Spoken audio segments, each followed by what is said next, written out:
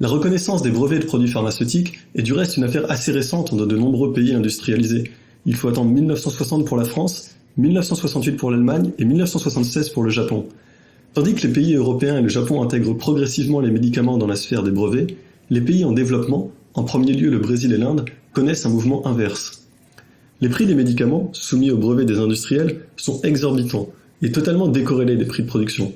Pour pouvoir se les procurer, l'Inde et le Brésil ont mis en place des laboratoires pharmaceutiques publics, avec à la fois un objectif de recherche et à la fois un objectif de reverse engineering des médicaments brevetés par les industriels de Big Pharma.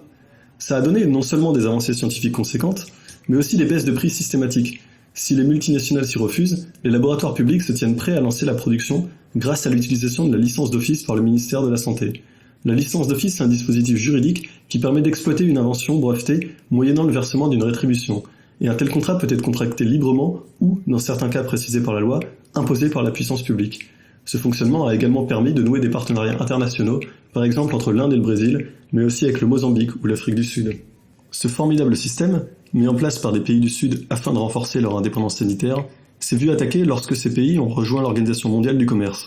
On leur a alors imposé la signature de l'accord sur les aspects des droits de propriété intellectuelle qui touchent au commerce, qui entérine la mise en place de brevets sur les médicaments. Le Brésil et l'Inde ont donc dû signer ces traités respectivement en 1996 et en 2005. Or, le brouillon de cet accord a été écrit par le syndicat de l'industrie pharmaceutique américaine dès les années 80. Cette dernière voulait conserver son avance et voyait d'un très mauvais œil cette industrie des génériques se développer rapidement. Depuis, des ONG continuent à se battre, notamment sur le plan juridique, contre les brevets abusifs de Big Pharma.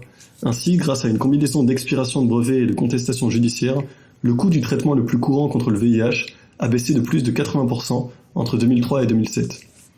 Et pour finir, on va garder en tête la réponse de Jonas Salk, l'inventeur du vaccin contre la poliomyélite, à un journaliste qui lui demandait qui détenait le brevet du vaccin. Eh bien, je dirais le peuple, il n'y a aucun brevet. Est-ce que vous pourriez breveter le soleil ?